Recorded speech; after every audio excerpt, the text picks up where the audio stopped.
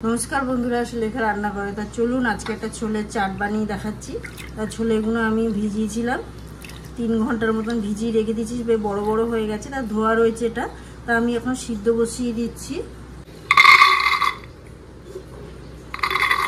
তো এখানে আমি দুটো সিটি মারবো, বেশি সিটি মারবো না।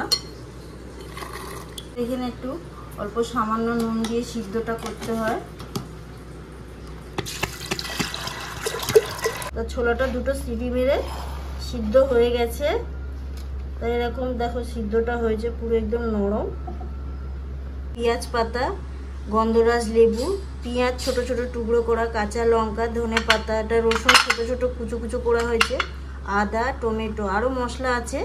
তো এগুলো আমি এখন চলো রান্নাঘরে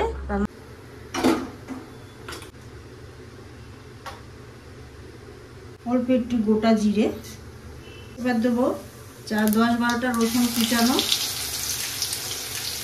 এখানে পেঁয়াজ দুখানা কুচানো হয়েছে, অর্ধেক কাঁচা পেঁয়াজ আমি রেখে দিচ্ছি। 1 চামচ আদা দিলাম, এখানে দিলাম নুন দিলাম। নুনটা যেহেতু ছোলার সাথে সিদ্ধ হয়েছে সেই আন্দাজ দিয়ে নুনটা দিতে হবে। একটু সামান্য জিরের গুঁড়ো, একটা গোটা টমেটো কেটেছিলাম, টমেটোটা হাফ দেবো, হাফ রেখে দেবো। একটু কাশ্মীরি লঙ্কার গুঁড়ো দিলাম।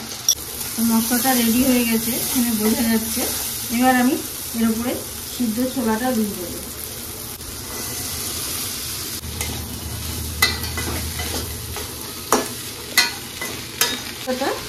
লাউ আবার কিছুক্ষণ আগে দিয়ে দিচ্ছি। গ্যাসটাকে সিমে রাখতে হবে। একটু আমচুর পাউডার দিয়ে দিলাম লাস্টে। এবারে জিনিসটাকে আমি লাভিয়ে নেব। এবারে এখানে আমি ঢেলে নিলাম। বেশ গরম গরম খেতে খুব ভালো লাগে।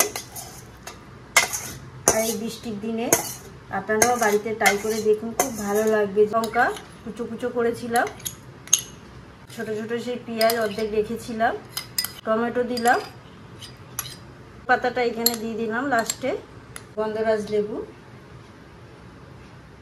ভালো করে গরম গরম সবাইকে পরিবেশন করুন, কত সুন্দর খেতে লাগবে দেখবে, কত সুন্দর গন্ধও বেরিয়েছে একটা।